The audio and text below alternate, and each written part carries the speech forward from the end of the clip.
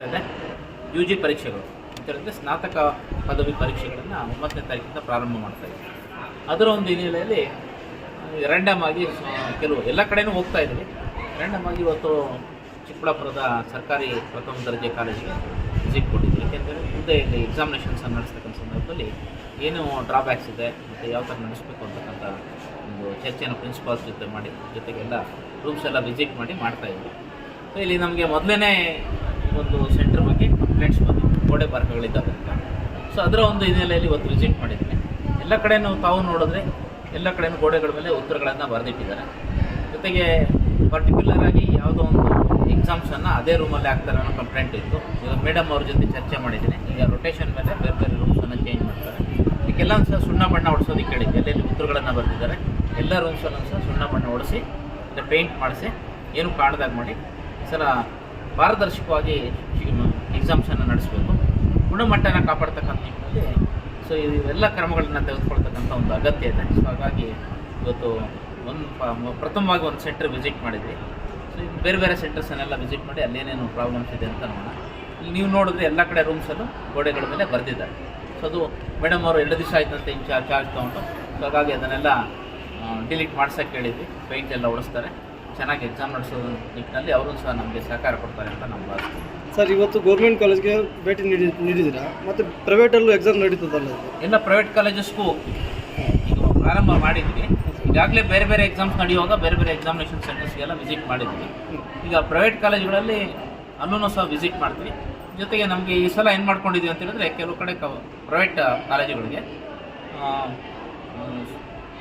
Complaints ಇದೆ, ಏನೇನು ದೂರುಗಳು ಬಂದಿದ್ದೋ ಅದನ್ನು ಆಧರಿಸಿ ಒಂದು ಲಿಸ್ಟ್ ಮಾಡ್ಕೊಂಡಿದ್ವಿ. ಯಾವುದು ಕೆಲವು ಈಗ ಎಲೆಕ್ಷನ್ ಟೈಮಲ್ಲಿ ಸೂಕ್ಷ್ಮ ಮತಗಟ್ಟೆಗಳು ಅತಿ ಸೂಕ್ಷ್ಮ ಅಂತ ಮಾಡ್ತಾರೆ, ಆ ಥರ ಪರೀಕ್ಷಾ ಕೇಂದ್ರಗಳನ್ನೇ ನಾವು ಸೂಕ್ಷ್ಮ ಮತ್ತು ಅತಿ ಸೂಕ್ಷ್ಮ ಅಂತ ಮಾಡ್ಕೊಂಡಿದ್ವಿ. ಅಂಥ ಕಡೆ ಸ್ಕ್ವಾಡನ್ನು ಹೆಚ್ಚಿಗೆ ಹಾಕ್ತೀವಿ, ಸಿಟ್ಟಿಂಗ್ ಸ್ಕ್ವಾಡ್ ಇರುತ್ತೆ, ಜೊತೆಗೆ ಸರ್ಪ್ರೈಸ್ ವಿಸಿಟ್ಸ್ ಇರುತ್ತೆ. ಈ ಸಲ ಎಲ್ಲ ಯೂನಿವರ್ಸಿಟಿ ಅಧಿಕಾರಿಗಳನ್ನು ಸಹ ಸೇರಿ ಸರ್ಪ್ರೈಸ್ ವಿಸಿಟನ್ನು ಕೊಡುವಂಥ ಒಂದು ಆಲೋಚನೆಯನ್ನು ಸಹ ಇಟ್ಕೊಂಡಿದ್ವಿ. ಈ ಸಲ ತುಂಬ ಪಾರದರ್ಶಕವಾಗಿ ಗುಣಮಟ್ಟನ ಹೆಚ್ಚು ಮಾಡ್ತಕ್ಕಂಥ ನಿಟ್ಟಿನಲ್ಲಿ ನೋಡಿ. ಒಂದು ವಿಶ್ವವಿದ್ಯಾಲಯ ಅಂತ ಹೇಳಿದ್ರೆ ವಿಶ್ವ ಅಂತ ಹೇಳಿದ್ರೆ ಪ್ರಪಂಚ, ಇಡೀ ಪ್ರಪಂಚದಲ್ಲಿ ಅವ್ರು ಎಲ್ಲೇ ಹೋಗಲಿ ಅವ್ರು ಬದುಕಬೇಕು ಅಂಥ ಒಂದು ಎಬಿಲಿಟಿನ ನಾವು ಡೆವಲಪ್ ಮಾಡಿ ಕಳಿಸ್ಬೇಕು ಅಂಥ ನಿಟ್ಟಿನಲ್ಲಿ ನಾವು ಪಾರದರ್ಶಕವಾಗಿ ಎಕ್ಸಾಮ್ಸ್ನ ನಡೆಸಿ ಅವ್ರಿಗೆ ಒಂದು ಎಬಿಲಿಟಿಯನ್ನು ಡೆವಲಪ್ ಮಾಡ್ತಾ ಇದ್ದರೆ ನಮ್ಮ ಹುಡುಗರು ಫೇಲ್ ಆಗ್ತಾರೆ. ಈಗ ಬೇರೆ ಬೇರೆ ಕಡೆ ವಿದೇಶಗಳಿಗೆ ಹೋಗಬೇಕು ಅಥವಾ ಜಾಗತಿಕ ಮಟ್ಟದಲ್ಲಿ ಕಾಂಪಿಟೇಷನ್ ಕೊಡಬೇಕು ಅಂತ ಹೇಳಿದ್ರೆ ಗುಣಮಟ್ಟದ ಶಿಕ್ಷಣ ಮತ್ತು ಗುಣಮಟ್ಟದ ಮೌಲ್ಯಮಾಪನ ತುಂಬ ಇಂಪಾರ್ಟೆಂಟ್. ಆ ನಿಟ್ಟಿನಲ್ಲಿ ನಾವು ಕ್ರಮ ತಗೊಳ್ತೀವಿ. ಓಕೆ. ಈಗ ಏನು ನಿಮ್ಮ ಮೇಲೆ ಮತ್ತು ನಿಮ್ಮ ಕುಲಪತಿಗಳು ಮತ್ತು ಕುಲಸಚಿವರು ನಿಮ್ಮ ಮೇಲೆ ಏನು ಅತಿಥಿ ಉಪನ್ಯಾಸಕರು ಆರೋಪ ಮಾಡಿದ್ದಾರೆ, ಅವ್ರನ್ನ ಯಾವುದೇ ಪರೀಕ್ಷಾ ಇದಕ್ಕೆ ತಗೊಳ್ತಾ ಇಲ್ಲ ಸ್ಕ್ವಾಡ್ ಆಗಿ ಅಂತಂದು, ಅದಕ್ಕೆ ಯಾಕೆ ಅವರು ಏನು ಆರೋಪ ಮಾಡಿದಾರೋ ನನಗಂತೂ ಗೊತ್ತಿಲ್ಲ. ನಾವು ಏನು ಮಾಡ್ತಾ ಇದ್ವಿ ಅಂತ ಹೇಳಿದ್ರೆ, ಎಲ್ಲ ಗೌರ್ಮೆಂಟ್ ಕಾಲೇಜಸಲ್ಲಿ ವರ್ಕ್ ಮಾಡ್ತಾ ಇರ್ತಕ್ಕಂಥ ಪರ್ಮನೆಂಟ್ ಟೀಚರ್ಸನ್ನು ಒಬ್ಬೊಬ್ಬರನ್ನು ಸ್ಕ್ವಾಡ್ ಟೀಮ್ಗೆ, ಅಂದರೆ ಸಿಟಿ ಸ್ಕ್ವಾಡ್ ಇರ್ಬೋದು, ಫ್ಲೈಯಿಂಗ್ ಸ್ಕ್ವಾಡ್ ಇರ್ಬೋದು, ಅವರು ಒಂದು ಜವಾಬ್ದಾರಿ ಇರುತ್ತೆ. ಸರ್ಕಾರಿ ಸಂಸ್ಥೆಯಲ್ಲಿ ಕೆಲಸ ಮಾಡ್ತಾ ಇರ್ತಕ್ಕಂಥವ್ರು. ಹಾಗಾಗಿ ಬೇರೆ ಎಕ್ಸಾಮಿನೇಷನ್ ಸಿಸ್ಟಮ್ಗೆ ಅವ್ರಿಗೂ ತೊಂದರೆ ಮಾಡಬಾರ್ದು ಅಂತಕ್ಕಂಥ ದೃಷ್ಟಿಯಿಂದ ಒಂದು ಕಾಲೇಜಿಂದ ಒಬ್ಬರನ್ನ ಕೊಡಬೇಕು ಅಂತ ಹೇಳಿದ್ವಿ. ಫಾರ್ ಎಕ್ಸಾಂಪಲ್ ಚಿಕ್ಕಬಳ್ಳಾಪುರ ಜಿಲ್ಲೆಯಲ್ಲಿ ನಮ್ಮ ಯೂನಿವರ್ಸಿಟಿಗೆ ಸಂಬಂಧಪಟ್ಟಂಗೆ 8 ರಿಂದ 9 ಗೌರ್ಮೆಂಟ್ ಕಾಲೇಜಸ್ ಇದೆ. 9 ಜನ ಅವ್ರನ್ನ ತೊಗೊಂಡ್ತೀವಿ. ಅವರೇನು ಅಂದರೆ ನಮಗೆ ಗೌರ್ಮೆಂಟ್ ಫ್ಯಾಕಲ್ಟಿ ಆಗಿರೋದ್ರಿಂದ ಸೊ ಅವ್ರಿಗೆ ಒಂದು ಜವಾಬ್ದಾರಿ, ಹೆಚ್ಚಿನ ಜವಾಬ್ದಾರಿ ಇರುತ್ತೆ. ಅದ್ರ ಜೊತೆಗೆ ಉಳಿದಂಥವ್ರನ್ನ ಗೆಸ್ಟ್ ಫ್ಯಾಕಲ್ಟಿನೂ ತೊಗೊಂಡಿದ್ದೀವಿ, ಈಗಾಗಲೇ ತೊಗೊಂಡಿದ್ವಿ, ಲಿಸ್ಟೆಲ್ಲ ಕಳಿಸಿದ್ದಾರೆ. ಅದನ್ನೆಲ್ಲ ನಾನು ನೋಡಿ ಅಪ್ರೂವಲ್ ಮಾಡಬೇಕಾಗಿದೆ. ಅವ್ರು ಯಾಕೆ ಮಾಡಿದ್ರು ಅಂತ ನನಗಂತೂ ಅರ್ಥ ಆಗಲಿಲ್ಲ. ಸೊ ಇದು ಯಾವುದೇ ನಮಗೆ ದುರುದ್ದೇಶನೂ ಇಲ್ಲ, ಏನಿಲ್ಲ, ಎಲ್ಲರನ್ನೂ ಸಮಾನವಾಗಿ ಕಾಣ್ತೀವಿ.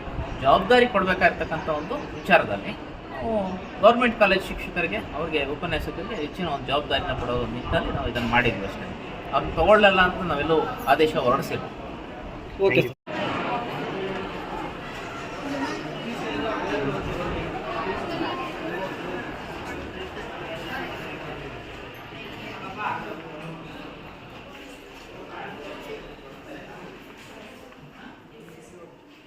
ಏನು ಡೌಟ್ ಬಂದರೂ ಅದರೊಳಗಡೆ ಸಿಗುತ್ತೆ. ಅದನ್ನು ಬಳಸ್ಕೊಂಡು ಬರೀ ಅದಕ್ಕೆ ಅಡಿಕ್ಟ್ ಆಗಬಾರ್ದು. ಸ್ವಲ್ಪ ಐಡಿಯಾಸ್ ತೊಗೊಳ್ಬೇಕು, ನೀವು ಮಾಡಬೇಕು ಅಲ್ಲ. ನೀವು ಬರೀ ನೋಟ್ಸ್ ಮಾಡಿಕೊಂಡ್ರೆ ಏನು ಪ್ರಯೋಜನ ಆಗೋದಿಲ್ಲ. ನೀವು ಒಳ್ಳೆ ಆಲೋಚನೆಗಳನ್ನು ಬಳಸ್ಕೊಳ್ಬೇಕಾಗುತ್ತೆ. ಏನು ಇನ್ಫಾರ್ಮೇಷನ್ ಬೇಕು ಇಲ್ಲ ಕುತ್ಕೊಂಡು ಹೊರಗಡೆ ಸಿಗುತ್ತೆ. ಯಾರ ಗೈಡೆನ್ಸ್ ಏನು ಇಲ್ಲದೆ ಇದ್ರು ನೀವೇ ಬಡಿಯೋದಕ್ಕೆ ಅವಕಾಶ ಇದೆ. ಆರ್ಟಿಫಿಷಿಯಲ್ ಅಷ್ಟು ಮಟ್ಟಿಗೆ ಬಡುತ್ತೆ. ಮನೆಯಲ್ಲೇ ಕುತ್ಕೊಂಡು ಏನು ಬೇಕಾದ್ರೆ ತಗೊಂಡು ನೀವು ಅಲ್ಲಿ ಲೈಬ್ರರಿಗೆ ಬಂದು ರೆಫರ್ ಮಾಡ್ತಾ ಇದ್ದೀರ ಅಂದರೆ ತುಂಬ ಒಳ್ಳೆ ಕೆಲಸ ಮಾಡ್ತಾ ಇದ್ದೀವಿ. ರೆಫರೆನ್ಸ್ ಬುಕ್ಸು ತೊಗೊಳ್ಬೇಕು. ಬರೀ ನೋಟ್ಸ್ ಮಾಡ್ಕೊಳ್ಳೋಕೆ ಮಾತ್ರ ನನ್ನ ಲೈಬ್ರರಿಯಲ್ಲಿ ಪ್ರಶಸ್ತವಾಗಿದೆ ಅಂತ ಕೂತ್ಕೊಳ್ಳೋಂಥದ್ದಲ್ಲ. ಅರ್ಥ ಆಯ್ತಲ್ವಾ? ರೆಫರೆನ್ಸ್ ತೊಗೊಳ್ಳಿ, ನೋಡಿ. ಆರ್ಟಿಫಿಷಿಯಲ್ ಇಂಟೆಲಿಜೆನ್ಸ್ ಎಷ್ಟೇ ಇರ್ಬೋದು, ಅದು ಬುಕ್ಸು ಓದಿದಾಗ ಅದರ ಅನುಭವನೇ ಬೇರೆ ಅಲ್ವಾ?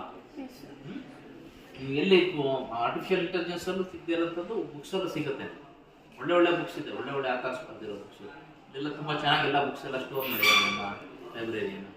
ನೋಡಿ ಎಲ್ಲ ಮಾಡಿ ನಿಮಗೋಸ್ಕರನೇ ಇಟ್ಟಿರೋದಿದೆ, ಉಪಯೋಗಿಸ್ತೀವಿ. ಗೂಗಲ್ ಅಥೆಂಟಿಕೇಟ್ ಅಲ್ಲ, ಬುಕ್ ಈಸ್ ಅಥೆಂಟಿಕೇಟ್. ಗೂಗಲಲ್ಲಿ ಇನ್ಫಾರ್ಮೇಶನ್ ಸಿಗುತ್ತೆ ಇಲ್ಲ ಅಂತಲ್ಲ. ಒಳ್ಳೆ ಒಳ್ಳೆ ಬುಕ್ಸು, ಅಥೆಂಟಿಕೇಟೆಡ್ ಬುಕ್ಸ್ ಇರುತ್ತೆ. ರೆಫರೆನ್ಸ್ ಸೆಕ್ಷನ್ ಅಂತ ರೆಫರೆನ್ಸ್ ಬೇಕಾಗಿರೋಂಥದ್ದು. ಕಾಂಪಿಟೇಟಿವ್ ಎಕ್ಸಾಮಿನೇಷನ್ಸು ತೊಗೊಳ್ಬೋದು, ಬೇರೆ ನಿಮ್ಮ ಪರ್ಸನಲ್ ಡೆವಲಪ್ಮೆಂಟ್ಗೂ ಓದ್ಕೊಳ್ಬೋದು ಅಲ್ವಾ? ಇವತ್ತು ಕೆಲಸ ಮಾಡೋಕ್ಕೆ ಆಸಕ್ತಿ ಇಲ್ಲದೆ ಕೆಲಸ ಇಲ್ಲದೆ ಇರೋ ಜನ ಇದ್ದಾರೆ. ಇವತ್ತು ಸುಮ್ಮನೆ ನಾನು ಯಾವುದೋ ಒಂದು ಡಿಗ್ರಿ ಮಾಡಿದ್ರೆ ನನಗೆ ಕೆಲಸ ಕೊಡಲಿಲ್ಲ, ಮನೇಲಿ ಕುತ್ಕೊಂಡ್ರೆ ಆಗಲ್ಲ. ಈ ಕಾಂಪಿಟೇಟಿವ್ ವರ್ಲ್ಡ್ಗೆ ತಯಾರಾಗಬೇಕು. ಅದೇ ವಿಶ್ವವಿದ್ಯಾಲಯಗಳು ಮಾಡ್ತಕ್ಕಂಥ ಕೆಲಸ ಏನು ಅಂತ ಹೇಳಿದ್ರೆ ನಿಮ್ಮನ್ನು ವಿಶ್ವ ಮಟ್ಟಕ್ಕೆ, ಒಂದು ಜಾಗತಿಕ ಮಟ್ಟಕ್ಕೆ ನಿಮ್ಮನ್ನ ಬೆಳೆಸಬೇಕು ಅಂತಕ್ಕಂಥದ್ದು. ಆ ನಿಟ್ಟಿನಲ್ಲಿ ನೀವು ಕೋಆಪರೇಟ್ ಮಾಡಿದ್ರೆ ಅಷ್ಟೇ ಆಗುತ್ತೆ. ನಾವು ಎಷ್ಟೇ ಹೇಳಿದ್ರು ನೀವು ಇನ್ವಾಲ್ವ್ಮೆಂಟ್ ನಿಮ್ದು ಇರಬೇಕು, ಜಾಸ್ತಿ ಉಪಯೋಗಿಸ್ಕೊಡ್ಬೇಕು. ವಿಶ್ವವಿದ್ಯಾಲಯ ಏನು ಕೊಡುತ್ತೆ, ಗೌರ್ಮೆಂಟ್ ಏನು ಕೊಡುತ್ತೆ, ಮತ್ತು ನಿಮ್ಮ ಕಾಲೇಜ್ ಏನು ಕೊಡುತ್ತೆ, ಸೊ ಅದನ್ನೆಲ್ಲ ಉಪಯೋಗಿಸ್ಕೊಂಡ್ರೆ ನೀವು ಎಲ್ಲ ಅಭಿವೃದ್ಧಿ ಸಾಧಿಸೋದಕ್ಕೆ ಸಾಧ್ಯ. ಅಭಿವೃದ್ಧಿ ಅಂತ ಹೇಳಿದ್ರೆ ಬರೀ ನಿಮ್ಮನ್ನ ದುಡ್ಡು ಸಂಪಾದನೆ ಮಾಡ್ತಕ್ಕಂಥದ್ದಲ್ಲ. ನಮ್ಮ ದೇಶದ ಒಂದು ಹೆಮ್ಮೆ ನೀವು ಮಕ್ಕಳು ಅಲ್ವಾ? ಆ ನಿಟ್ಟಿನಲ್ಲಿ ನೀವು ಬೆಳಿಬೇಕು.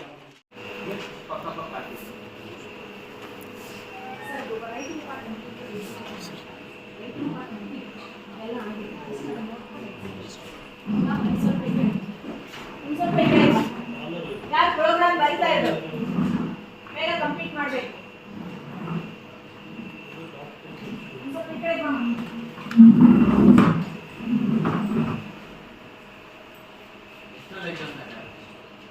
ಸರ್ ಇವೆಂಟ್ ಔಟ್ ಬಂದಿಲ್ಲ, ಇವೆಂಟ್ ಔಟ್ ಆಚೆ ಹೋಗಿ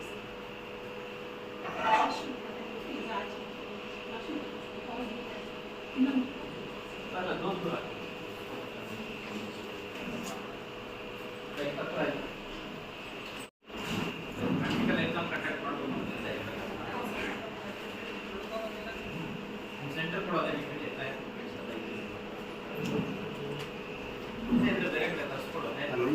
ಕಪ್ಪು ಶಾಸಕರು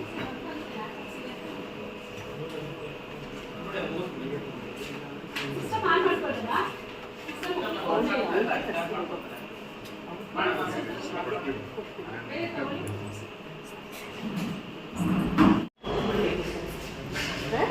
ಕೊಡಬೇಕು, ಇವ್ರಿಗೆ ಹೇಳಬೇಕು.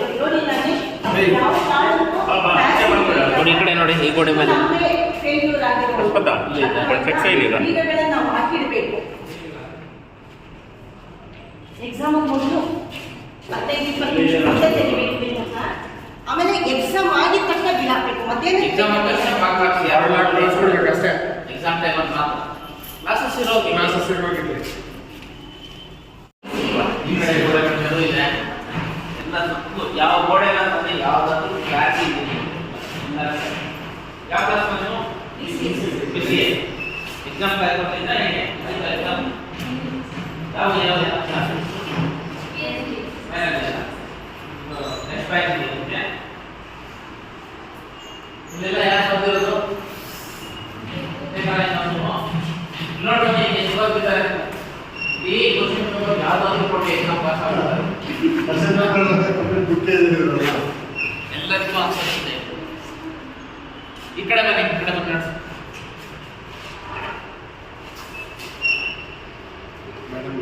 ನೀವ್ಯಾರು ಪ್ರಶ್ನೆ ಮಾಡಲ್ವಾ? ಈ ತರ ಬರ್ತಿರೋದಕ್ಕೆ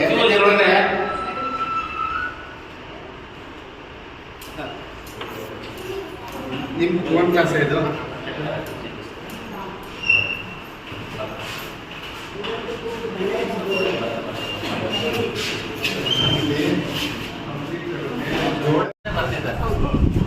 ಅದು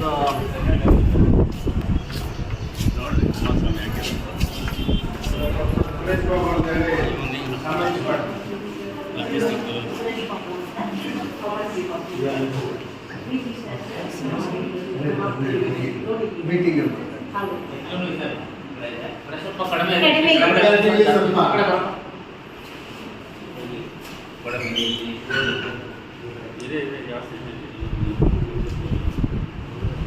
ಎಷ್ಟಾಗ್ತದೆ ಎಲ್ಲ ಇದೆ ಕೆಳಗಡೆ ಅವರು ಬರ್ಕೊಂಡಿದ್ದಾರೆ. ಇದು ಬರೀ ಉತ್ತರ ಕೊಡಕ್ಕಲ್ಲ, ಎಕ್ಸಾಮ್ ಅಲ್ಲಿ ಕಾಪಿ ಹೊಡೆಯಕ್ಕೆ ಬರ್ತದೆ. ಡಿಫ್ರೆನ್ಸಿಯೇಷನ್ಸ್ ಇಂದ ಬರ್ತಿದೆ.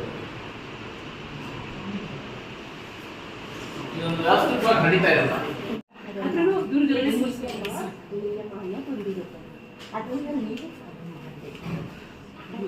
ಬೇರೆ ಬೇರೆನೇ ಇದೆ. ಮೀಡಿಯಾ ಇದನ್ನು ನೀವು ಹೇಳಬೇಕು. ಇಲ್ಲಿ ಈಗ ಇರ್ಲಿ, ಡಿಸ್ಟರ್ಬ್ ಮಾಡೋದು ಬೇಡ. ಬೇಡ ನೆಕ್ಸ್ಟ್ ಮಾಡೋಣ. ಸರಿ ಬನ್ನಿ.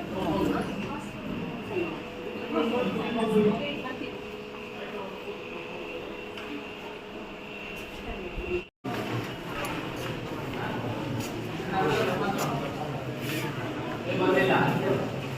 ಹಾ? ನೋಡಿ ಮೇಡಮ್, ಎಲ್ಲರೂ ನೋಡಿ.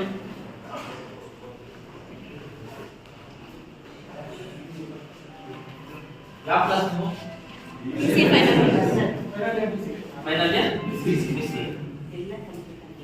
ಎಕ್ಸಾಮ್ಸ್ ಯಾವತ್ತಿಂದ ಇರುತ್ತೆ? ಬೇರೆ ಮಕ್ಕಳು 9.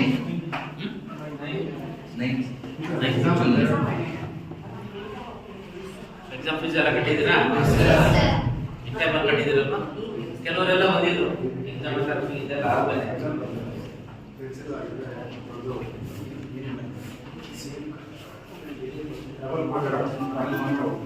ಅದೇ ಅದೇ ನೋಡಿ, ಒಂದು ಪೇಂಟಿಂಗ್ ಆಗ್ಬೇಕಾದ್ರೂ ಎಷ್ಟು ಖರ್ಚು ಬರುತ್ತೆ ನಿಮ್ಗೆ ಅಂದಾಜಿಲ್ಲ. ನೀವು ಮಾಡೋ ಸಣ್ಣ ಕೆಲಸ ಈಗ ಒಂದಿಷ್ಟು ಹೇಳ್ತಾರೆ ಅಲ್ವಾ?